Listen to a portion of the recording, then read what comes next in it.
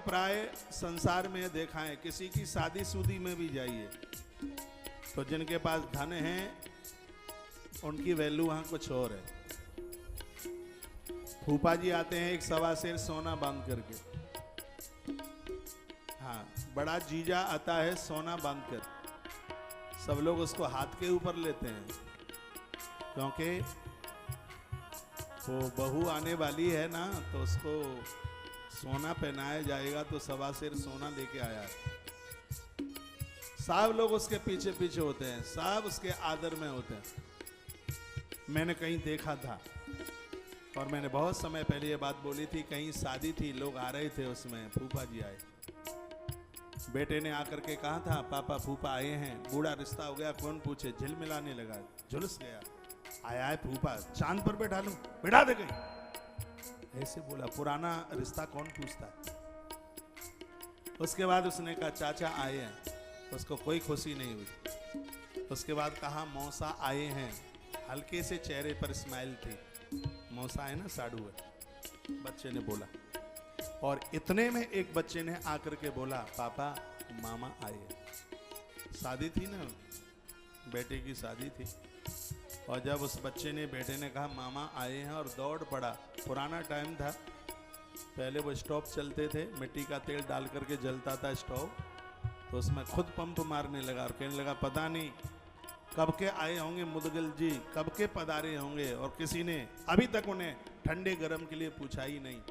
तब तक बगल में बगल वाला ताऊ खड़ा हुआ था। मैंने कहा ज़्यादा, वो कहता ज़्यादा अकलमंद मत बन तू, हम जानते हैं तुझे कि तू लोगों का कितना सम्मान करने वाला है, इस समय ये भतई बन के आया है, इसलिए स्टोव में पंप तू खुद मार रहा है। संसार की तो स्थिति है, वो जानता है कि यदि इसका आदर नहीं होगा तो रात्रि को पैसा काट देगा। संसार इतना स्वार्थी है, जे ही ते निज कच स्वार्थ होई। मामा लोगों का सम्मान तभी होता है जब ये भतई बन के जाते हैं, नहीं तो बेचारे मामा को कोई नहीं पूछता, कहते बहू का भैया है बैठा दो वहीं कहीं, बहू का भैया है, यही बोल देते हैं। और जब वो भतई बन के जाता है तो फिर देखो लस्सी अलग से है, सोडे की बोतल अलग से है, कोकोला अलग से है, राबड़ी अलग से है, और पता नहीं क्या क्या। उस समय बड़ी खातिरदारी होती है, मामा की खातिरदारी नहीं है तो वो माल टाल देगा, ये खातिरदारी उस माल टाल की है। संसार बहुत स्वार्थी है। घर में 4 बच्चे हों जो कमाऊ है, अरे दूध देने वाली भैंस को भी तो 4 बार सानी दी जाती है, सीधी सी बात है। जो घर में कमाऊ होता है, हमारा तो भोलू, हमारा तो भोलू, हमारा तो भोलू, कब तक भोलू? जब तक वो कमा रहा है, और देना जिस दिन बंद कर दिया तुम्हारे लिए फिर भोलू से खतरनाक कोई दूसरा नहीं होगा। ये संसार इतना स्वार्थ में भरा पड़ा है। संसार की जो पहचान करा दे वही ज्ञान तो आत्मज्ञान है, और ऐसा आत्मज्ञान गुरुदेव के द्वारा प्राप्त होता है। भगवान शंकर बताते हैं कि गूढ़ा विद्या जगन माया देह चा ज्ञान संभव, विज्ञानम यत् प्रसादेन गुरु शब्देन कथ्यति।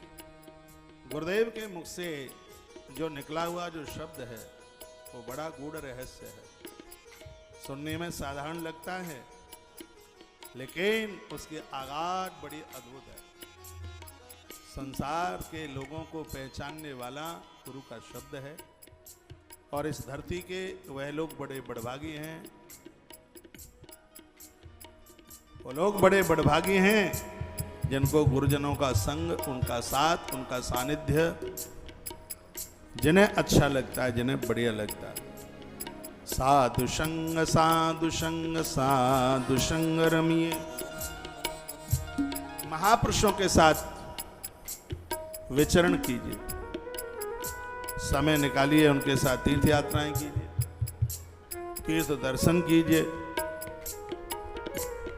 एक कथा आती है महाभारत में, माता सावित्री की।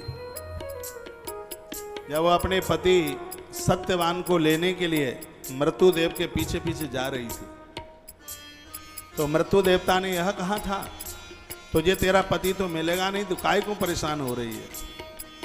तो सावित्री ने कहा आप महापुरुष हैं, और जहाँ पर महापुरुष रहते हैं वह स्थान पावन तीर्थ होता है, वहाँ की देहली को एक